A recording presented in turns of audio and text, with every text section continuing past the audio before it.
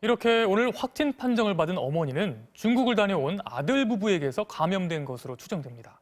그런데 정작 아들 부부는 뚜렷한 증세가 없었습니다. 이렇게 초기 감기와 비슷한 경증 상태에서도 전염될 만큼 전파력이 강하다는 얘기입니다. 정진욱 기자가 취재했습니다. 25번째 확진 환자의 아들 부부는 중국 광둥성을 석 달간 다녀왔습니다.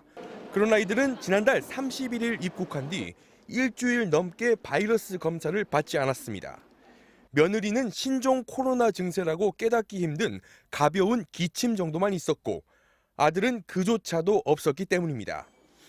어머니가 확진 판정을 받지 않았다면 증세가 나타나 검사를 받기까지 며칠이 더 걸렸을지 모릅니다.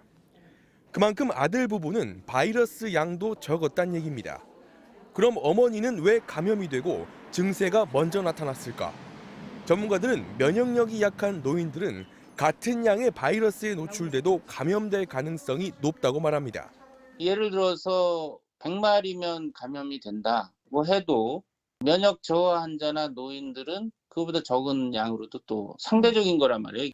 다른 바이러스에 비해 초기 경증 상태로도 강한 전파력을 갖는다는 것도 방역 당국의 고민거리입니다. 지금까지 확인된 신종 코로나의 전파력은 2.2명. 병에 걸린 1명이 평균 2명 이상의 병을 옮길 수 있다는 건데 2015년 메르스에 비하면 3배가 넘습니다. 이 때문에 25번째 확진 환자처럼 중국을 다녀오지 않은 2차, 3차 감염 사례가 늘고 있습니다.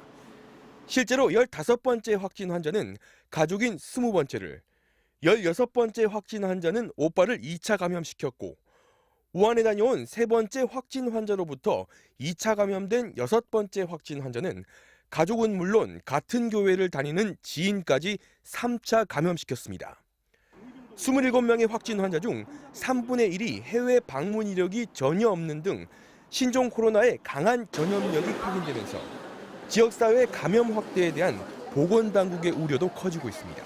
경증 상태에서 만약에 전염이 이렇게 전파가 된다고 하면 지역사회 내에서 전파가 될 가능성은 언제든지 있고, 이 때문에 보건당국은 중국을 다녀온 경우 잠복기인 2주 동안은 외부 활동을 스스로 자제하고 손 씻기와 마스크 착용 등 감염병 예방 수칙을 철저히 지켜줄 것을 거듭 당부했습니다.